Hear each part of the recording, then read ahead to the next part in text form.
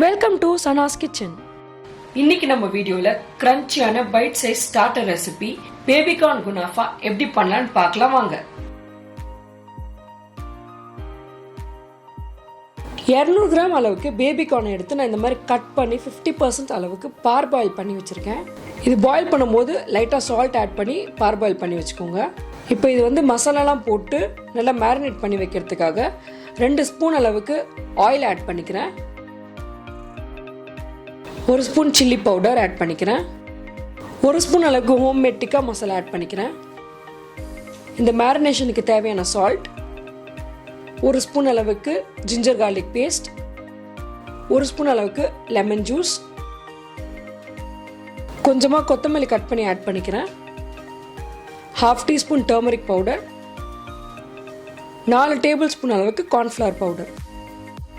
இதெல்லாம் ஆட் பண்ணி லைட்டாக தண்ணி தெளித்து, ரொம்ப ஸ்டிக்கியாக இடக்கூடாது, கொஞ்சம் கொஞ்சமாக லைட்டாக தண்ணி தெளித்து இதை நல்லா நம்ம வந்து கலந்து வச்சிடலாம். ஒரு 10 to 15 மினிட்ஸ் இது நல்லா ஊறட்டும். இந்த பேபிகார்ன் மேலே நம்ம ரோல் பண்ணி வைக்கிறதுக்காக ஒரு 1/2 கப் அளவுக்கு நூடுல்ஸ் வந்து நான் பாயில் பண்ணி எடுத்து வச்சுருக்கேன். இப்போ இது கூட வந்து 1 ஸ்பூன் அளவுக்கு கார்ன்ஃப்ளவர் ஆட் பண்ணி நல்லா மிக்ஸ் பண்ணி வச்சுக்கோங்க.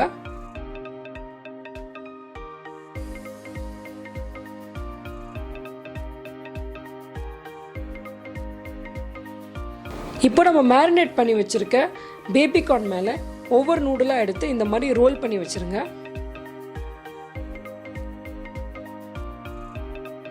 இதே மாதிரியே நம்ம வச்சுருக்க எல்லா பேபிகார்ன் பீசஸ் மேலேயும் நான் நூடுல்ஸை வந்து இப்படி ரோல் பண்ணி வச்சிடுறேன்.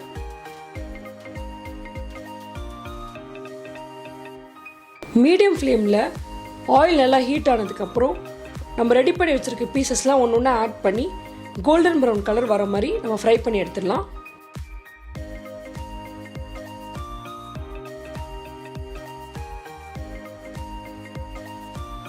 A few minutes later. இப்போ நம்மளோட கிரன்ச்சியான பேபிகார்ன் குனாஃபா ரெடி ஆயிடுச்சு. பிளேட் பண்ணிக்கலாம்.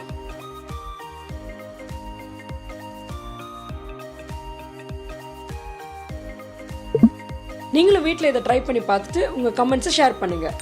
Happy cooking. இந்த ரெசிபி பிடிச்சிருந்துச்சுன்னா லைக் பண்ணுங்கள், ஃப்ரெண்ட்ஸ் அண்ட் ஃபேமிலியோட ஷேர் பண்ணுங்கள், என்னோட சேனலை சப்ஸ்கிரைப் பண்ணுங்கள். தேங்க்யூ.